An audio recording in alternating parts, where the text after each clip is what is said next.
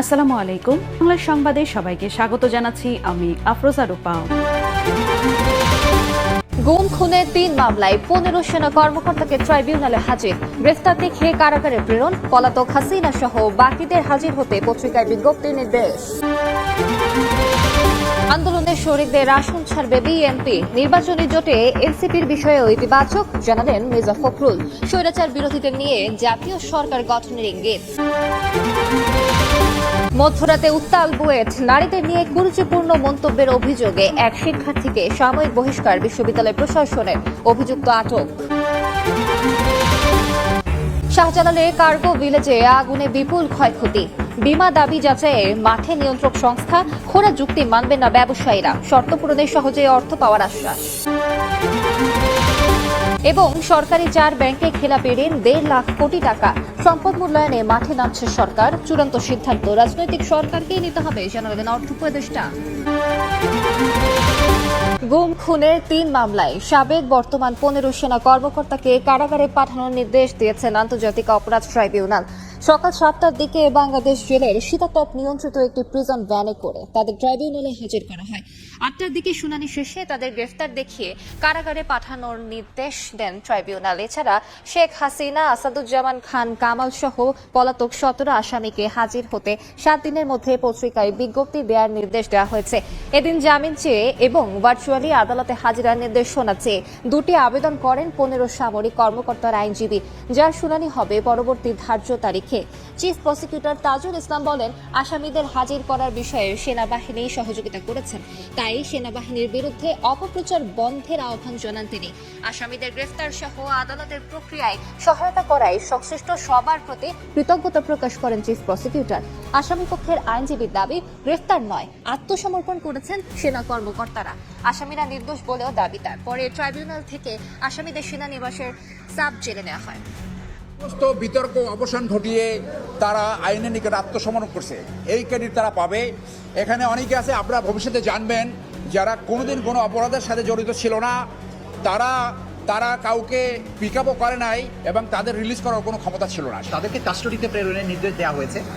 কাস্টডিতে প্রেরণ মানে হচ্ছে কারা কর্তৃপক্ষের অধীনে তারা চলে যাবে। কারা কর্তৃপক্ষ তাদেরকে কোন কারাগারে রাখবেন সেটা তারাই নির্ধারণ। আইন শৃঙ্খলা রক্ষাকারী বাহিনী গ্রেপ্তার করে আজকে আদালতে উপস্থিত করেছে। কোনো আবেদনই আজকে দাখিল হয়নি। তারা মৌখিকভাবে আসামিদের সাথে কথা বলার বা প্রিভিলেজ কমিউনিকেশনের জন্য আবেদন করেছিলেন, আদালত সেটা মঞ্জুর করেছেন। রাষ্ট্রের বাহিনীগুলো আমাদের এই বিচার প্রক্রিয়াকে সমর্থন করা, তাকে স্মুথলি পরিচালনার ব্যাপারে যেটা করেছেন, এটা প্রসিকিউশনের পক্ষ থেকে আমরা সবাইকে, যারা এই প্রক্রিয়াকে সাহায্য করছেন, তাদের সবার প্রতি আমাদের কৃতজ্ঞতা জানাচ্ছি।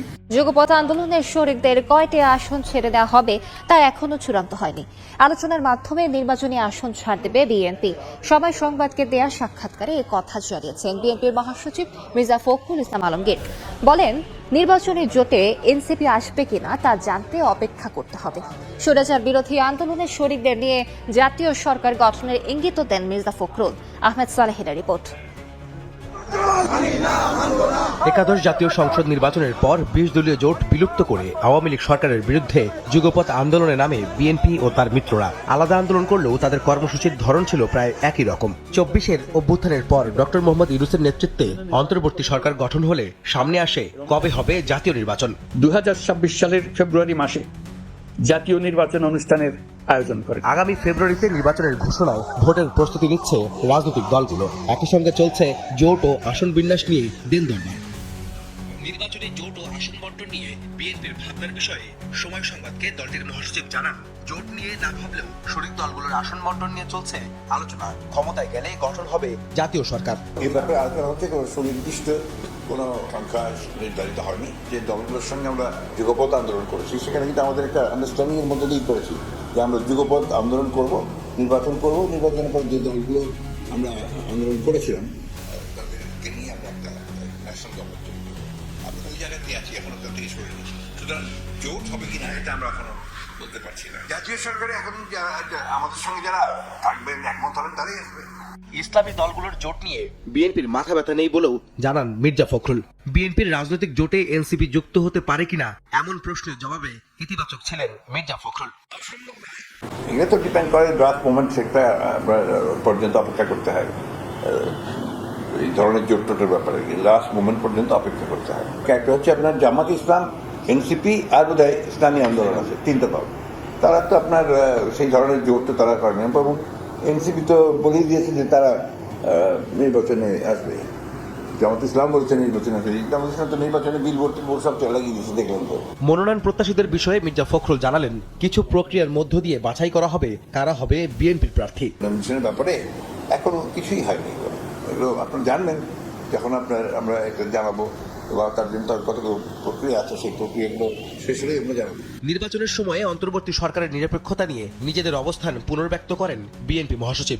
তাদের এখনই সময় যে তাদের সব কেয়ারটেকার গভর্নমেন্ট হবে, তারা তাদেরকে যেন সবাই বুঝতে পারে, দেখতে পারে, এটা এখন কাজ শুরু করে দেওয়া উচিত আর কি কেয়ারটেকার গভর্নমেন্ট হিসেবে।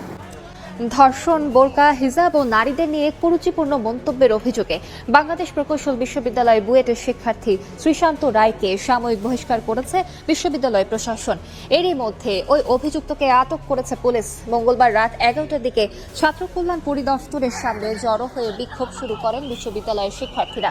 অভিযুক্ত শিক্ষার্থীকে গ্রেফতার এবং স্থায়ী বহিষ্কারের দাবি জানান তারা। শিক্ষার্থীদের আন্দোলনের মুখে তাৎক্ষণিক ব্যবস্থা নেয় বুয়েট প্রশাসন। এছাড়া বিশ্ববিদ্যালয়ের পক্ষ থেকে মামলা দায়েরের প্রক্রিয়া চলছে বলে জানা গেছে। অভিযুক্ত শিক্ষার্থী শ্রীশান্ত রায় বুয়েটের তড়িৎ ও ইলেকট্রনিক প্রকৌশল বিভাগের 21 ব্যাচের ছাত্র ও আহসানুল্লাহ হলের আবাসিক শিক্ষার্থী। বিমানবন্দরের কার্গো ভিলেজে অগ্নিকাণ্ডের বিমা দাবি মেটাতে কাজ শুরু করেছে নিয়ন্ত্রক সংস্থা। তবে ব্যবসায়ীদের হুঁশিয়ারি, কোম্পানিগুলো গোজা মিলের যুক্তি দাঁড় করালে মানবেন না তারা। পলিসির শর্ত পূরণ করা থাকলে টাকা পেতে বেগ পেতে হবে না বলে আশ্বাস দিয়েছে বিমা উন্নয়ন ও নিয়ন্ত্রণ কর্তৃপক্ষ। ফরহাদুর রহমানের রিপোর্ট। হযরত শাহজালাল আন্তর্জাতিক বিমানবন্দরের কার্গো ভিলেজে অগ্নিকাণ্ডে ক্ষয়ক্ষতি ধীরে ধীরে ফুটে উঠছে টাকার অঙ্কে। প্রায় $1 বিলিয়ন বা 12,000 কোটি টাকার ক্ষতি ইতিমধ্যেই আমরা মুখোমুখি হয়েছে বলে আমরা মনে করছি। আমরা এখন পর্যন্ত যে রিপোর্ট পেয়েছি তাতে আমরা লিখিত রিপোর্ট পেয়েছি, তাতে আমাদের সংগঠনের যারা মেম্বার আছে তাদের 23 কোটি টাকার মালামাল পুড়ে গিয়েছে। শুধু র ম্যাটেরিয়ালের দাম আছে 200 কোটি টাকার উপরে।